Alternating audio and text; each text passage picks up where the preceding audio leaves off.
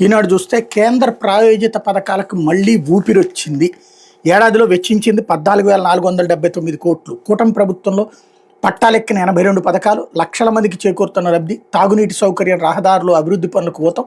జగన్ 5 ఏళ్ల పాలనలో అడుగడుగున విధ్వంసమే. కేంద్రం అనేక ప్రజా ప్రయోజన పథకాలు రూపకల్పన చేసి రాష్ట్ర ప్రభుత్వాల వాటా నిధులతో అమలు చేస్తున్న వాటిని గత సర్కార్ దుర్వినియోగం చేసింది. ఎస్సీ, ఎస్టీ, మైనార్టీ, వెనకబడిన వర్గాలకు, మహిళలకు, శిశువులకు, గర్భిణులకు ప్రయోజనం కల్పించడమే కాదు, ఊళ్ళల్లో అనేక వస్తువుల కల్పన కేంద్ర పథకాలు ఉపయోగపడేవి. జగన్ సర్కార్ ఆ పథకాల పేరుతో నిధులు తీసుకుని దారి మళ్లించేసింది. ఆ పథకాలకు రాష్ట్ర వాటా ఇవ్వకుండా ఇష్టారాజ్యంగా వ్యవహరించింది. ఫలితంగా 5 ఏళ్లలో 39,642 కోట్ల మేర కోతపడింది. మౌలిక సౌకర్యాలు, అభివృద్ధి, సంక్షేమం గాడి తప్పాయి. రాష్ట్రంలో 1.83 కోట్ల మంది బాధితులయ్యారు.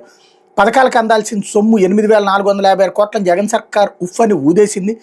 10,171 కోట్ల కేంద్ర నిధులు వేరే కార్యక్రమాలకు మళ్లించేసింది. అభివృద్ధి పనులకు ఉపయోగపడాల్సిన 21,015 కోట్లు నాటి ప్రభుత్వ విధానాల వల్ల వృధా అయ్యాయి. ఎన్డీఏ ప్రభుత్వం ఏర్పడిన తర్వాత ఏడాదిలోనే నాటి విధ్వంసం నుంచి వికాసానికి అడుగులు పడ్డాయి.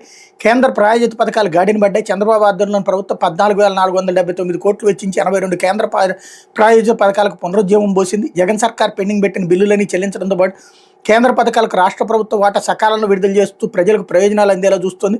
కూటమి ప్రభుత్వం వచ్చాక గత నెలాఖరు వరకు 17,878 కోట్ల 134 కేంద్ర ప్రాయోజిత పథకాల కోసం విడుదల చేసింది. ఇందులో ఆర్థిక సంఘ నిధులు ఉన్నాయి.